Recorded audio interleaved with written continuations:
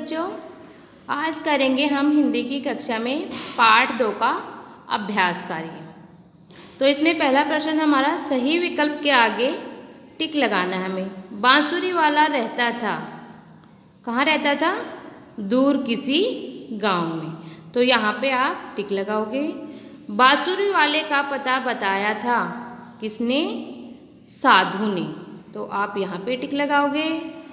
मुखिया ने बांसुरी वाले का सत्कार किया, किसकी तरह?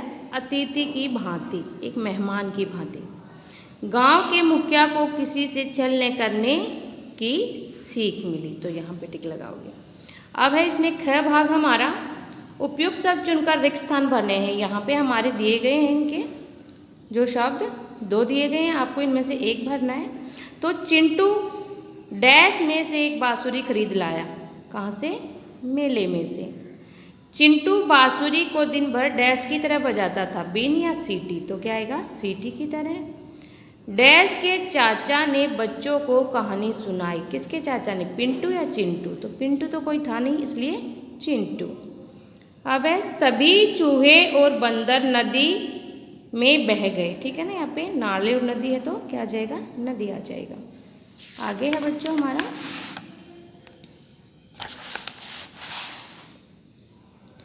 सही कथन के आगे टिक तथा गलत के आगे क्रॉस लगाना है। चिंटू के एक मित्र को बांसुरी बजानी आती थी। तो हमने पाठ में पढ़ा है तो किसी को नहीं आती थी चिंटू के मित्रों में से, तो इसलिए रोंग आ जाएगा। चिंटू के चाचा ने बच्चों को मधुर स्वर में बांसुरी बजाकर सुनाई। तो ये हमारा सही है। गांव का मुखिया नहीं चाहता था कि बांसुरी वाला गांव से चूहे व बंदर भगाने में सहयोग करे। ये गलत है क्योंकि वो चाहता था। बांसुरी वाले ने अपना कार्य किया परंतु मुखिया ने उसके साथ छल किया, धोखा किया। तो ये सही है क्योंकि बांसुरी वाले ने तो बंदरों और चूहों से आज़ाद करा दिया था गांव को, लेकिन मुखिया ने उसे 100 रुपये ही दिए थे। अब आगे है मौखिक। इनका शुद्ध उच्चारण करके पढ़ना है आपको। ठीक है, ये आप स्वयं पढ़ेंगे बच्चों। अब है हमारा भाषा की बात। इन शब्दों के स्त्रीलिंग लिखिए। ठीक है ना, ये लिंग बदलने हैं। बंदर का आएगा बच्चों बंदरिया, चूहा का चूहिया, लड़का का लिंग आएगा लड़की, भाई का बहन, पुरुष का स्त्री, बकरा का बकरी। ठीक है, अब उचित मुहावरा चुनकर वाक्य पूरे कीजिए। यहाँ पे देखो हमारे मुहावरे हैं।